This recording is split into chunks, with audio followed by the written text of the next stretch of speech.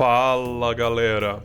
Agora com o retorno do Rei Leão aí no live action, retornou também uma antiga polêmica. Seria o Rei Leão um plágio?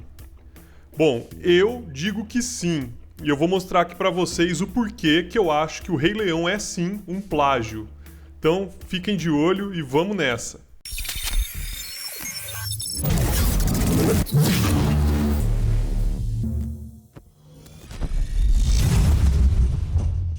Para a gente entender o porquê o Rei Leão é um plágio, a gente tem que entender que obra ele está plagiando, né? E a obra em questão chama-se Jungle Taitai, ou, aqui no Brasil, foi traduzido como Kimba, o Leão Branco. Jungle Taitai, ou Kimba the White Lion, foi um mangá japonês publicado em 1950 e que posteriormente virou uma animação em 1966. Essa animação é uma obra-prima de um dos maiores mangakas do mundo, né? Na verdade, eu considero ele o maior, que é Osamu Tezuka, autor da Princesa e o Cavaleiro, Astro Boy. O Tezuka ele era, por sinal, um grande fã da Disney e tinha forte inspiração nos traços da Disney. Ele traz para o mangá os traços da Disney na real. Só que ele faz isso de uma maneira que ele se inspira na Disney, né? Não é que ele copia a Disney. Tanto é que o próprio Walt Disney deu carta branca para ele produzir um mangá do Bambi, que era a sua animação preferida. E essa obra do Tezuka mostra a história desse personagem que eu estou desenhando aí ao fundo, chamado Kimba. Ele que é o Leão Branco, né? E as histórias, os personagens, tudo é muito parecido. Tudo é muito parecido, tem muita coisa parecida. Não é exatamente uma cópia, mas é um plágio. Com certeza é um plágio. Pra gente entender isso, a gente tem que entender melhor a diferença entre cópia e plágio. E também eu vou falar um pouco sobre o que é uma referência e uma homenagem, né? A cópia não tem segredo, ela é cópia mesmo.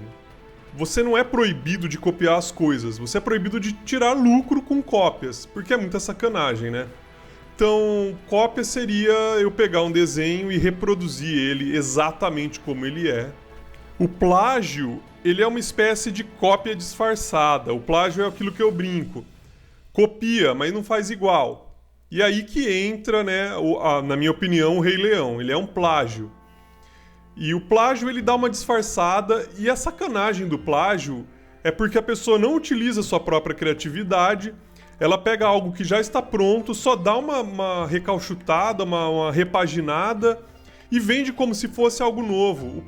Eu acredito que o plágio, em alguns aspectos, ele é muito pior do que a cópia, porque ele não está simplesmente passando para trás o autor da obra, ele tá passando para trás também o público, vendendo algo como novo, sendo que é só algo que foi recalchutado, repaginado, refeito. E por último eu queria falar aqui sobre referência e homenagem, né? Referência é quando a gente tá vendo uma obra e vê que lá no fundo, sei lá, acontece alguma cena que te lembra de outra obra e aquilo foi colocado propositalmente para homenagear mesmo. A referência também é uma espécie de homenagem, né? E homenagem entra também o que eu tô fazendo aqui, uma fanart. Eu sempre quis desenhar o Kimba. Eu sempre gostei dessa animação, apesar de não ter assistido ela inteira. Eu não consegui assistir ela até o final. Eu acho que nem chegou até o final no Brasil. Se alguém souber aí, se essa animação chegou até o final, deixa aí nos comentários. Mas eu sei que ela veio pela TV Cultura. E eu sei que ela não foi, pelo menos até onde eu vi, ela não foi até o final. Enfim, eu sempre admiro as animações, os mangás antigos, o Tezuka. Então isso é uma homenagem, é uma fanart, né? A fanart entra nisso. A gente faz e não tá escondendo de ninguém que a gente está fazendo um personagem que já existe, né? Não existe uma enganação aqui. É tudo muito transparente. Bom, como eu já disse, Tezuka foi um dos maiores mangakas do Japão, autor da Princesa e o Cavaleiro, Astro Boy, etc. Bom, a trama segue um dos clichês, que é a jornada do herói. Então é difícil dizer que na trama existe exatamente uma cópia ou um plágio. Porque se trata de um clichê, né? E esse clichê é aplicado em muitas histórias. Por exemplo, você pode colocar até a história de Jesus Cristo como a história da jornada do herói. A história do Batman encaixa na jornada do herói. a história do Rei Leão se encaixa e a do Kimba também se encaixa. Só que existem alguns detalhes aí, né? Ele é um filhote, ele tá tentando retomar o poder que o pai perdeu. Existe um líder ruim que não está sabendo administrar a posição de liderança que o leão anterior tinha, né? Que é o César, inclusive meu xará. E então não é exatamente só a jornada do herói que entraria aí como um plágio. Mas, tratando-se de ser um clichê, fica um pouquinho difícil de dizer na trama que existe um plágio. Mas se a gente continuar observando a obra, a gente vai entender que ela foi realmente plagiada. Sobre os personagens, dá pra começar pelo nome, né? Kimba e Simba. Os caras só trocaram uma letra. Ainda que Simba faça parte seja de fato um nome africano, é muito esquisito, né? Kimba e Simba. Parece assim... Parece realmente a questão do copia, mas não faz igual, né? Nós temos o Buzara, que ele também é um personagem que é um babuíno, que ele é um sábio. Que é, assim, é a cara do Rafiki. Tem também um pássaro que serve como alívio cômico, que seria uma mesma função do Zazu no desenho. Nem vou falar aqui sobre o César e o Mufasa, né? Os dois são pais, os dois perderam o trono, enfim, os dois são leões maiores e mais fortes que servem como inspiração para o protagonista, tá? Temos também aqui uma amiga dele que anda com ele, que é uma leoa, que se assemelha muito, inclusive, a Nala. Mais um ponto, né? E temos, pra mim, o personagem que foi o mais copiado, na minha opinião, que é um antagonista, né? Um vilão, que se chama Bubu. E ele é, assim, a cara do Scar. Ele tem, inclusive, uma cicatriz no olho. A diferença é que ele é cego do olho, onde ele tem a cicatriz, mas assim, a cor da juba dele, as cores dele são mais escuras. É muito copiado, sabe? É muito plagiado. Não tem como dizer que aquilo não é um plágio, gente. E existem enquadramentos, inclusive, e cenas que são idênticos. Existe, inclusive, uma cena nas nuvens, onde o pai do Kimba aparece nas nuvens. E... nossa, se isso não é plágio, eu não sei o que é, sabe? A mesma cena, saca? Dele aparecendo nas nuvens. É tão plágio que até os Simpsons zoaram isso. Naquele episódio que a Lisa, que o Gengiva Sangrenta, que é um grande mentor do jazz lá, do saxofone pra Lisa, ele morre, a Lisa enxerga ele nas nuvens. E antes dela enxergar ele, aparece algumas figuras ali anteriores zoando, né? E uma delas é o Mufasa, e ele aparece errando o nome do Simba e falando Kimba, como uma forma de zoar mesmo, e mostrar, tipo, fazer uma zoeira com a Disney mesmo, falar, olha só, vocês plagiaram isso mesmo, né? Durante a produção, nós também tivemos, a produção de Rei Leão, tá? Nós tivemos alguns indícios de que ele estaria sim plagiando Kimba. Primeiro indício, ele começou a ser produzido, o Rei Leão, em 1989, que foi, coincidentemente, o mesmo ano da morte do Osamu Tezuka. Os caras não esperaram nem o defunto esfriar e já atacaram a produção do Rei Leão. E também em 89, o estúdio do Tezuka tinha planos de fazer um longa do Kimba. Só que não deu certo. Eles tinham um plano, inclusive, de fazer um jogo pro Nintendo 64 do Kimba the White Lion. Só que não deu certo. Talvez até por falta de grana, mas talvez até pela morte do criador, né? Talvez eles tenham ficado de luto, não sei. Mas, assim, é muita coincidência que no ano em que o criador morreu e no ano que eles iam começar a produzir um longa do Kimba, a Disney decida fazer isso, né? Outro forte indício é que um dos filhos dos fundadores da Disney, ele troca o nome do Simba pelo nome do Kimba em uma ocasião anterior ao lançamento do filme. Então, como assim o próprio fundador da empresa, filho do fundador da empresa, troca os nomes? Outro forte indício é que o dublador do Simba, quando ele foi chamado para dublar o Simba, ele achou que estava sendo chamado para fazer uma versão da animação japonesa, Kimba the White Lion. Agora vocês me perguntam, e houve algum processo, né? A família do Tezuka processou, a empresa do Tezuka processou? A resposta é não.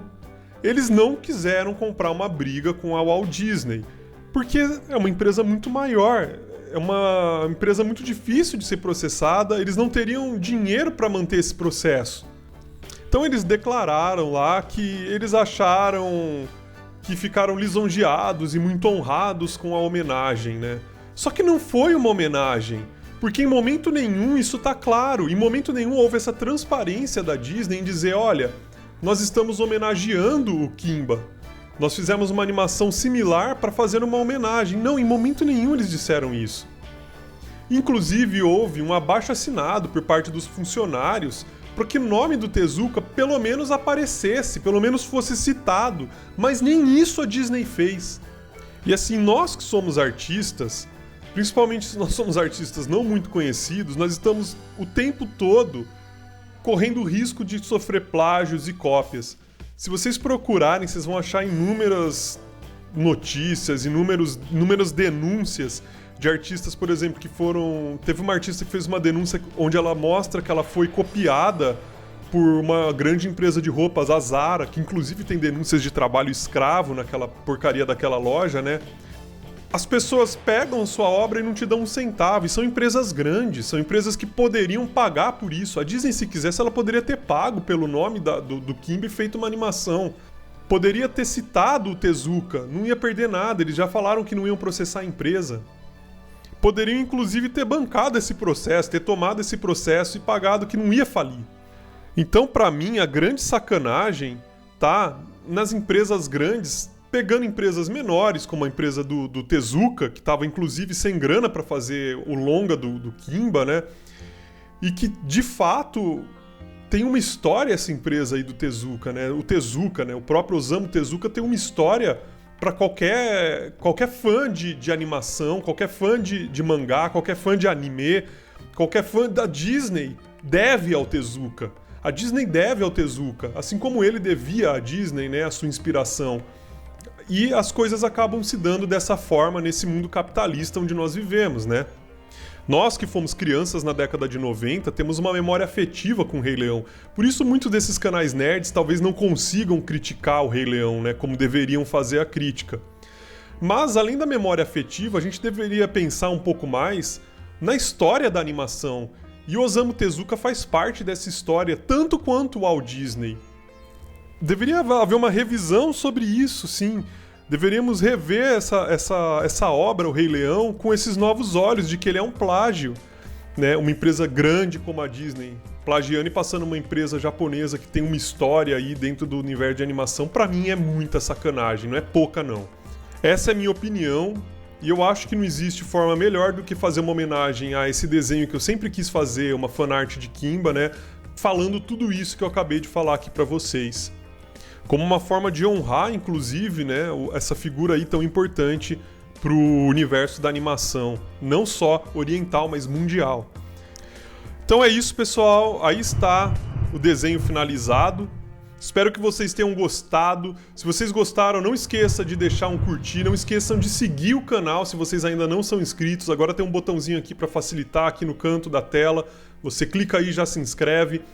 Não esqueça, por favor, compartilha nas redes sociais o meu vídeo, mostra para as pessoas esses vídeos aqui que eu tô fazendo, isso ajuda pra caramba o canal a crescer. Se você concorda ou discorda, deixa aqui embaixo um comentário e deixa também sugestões, eu vejo que vocês comentam bastante, eu fico muito feliz com cada comentário que eu recebo. E eu queria ressaltar mais uma vez que eu estou aberto a sugestões para temas aqui, então é isso, abraços e até a próxima.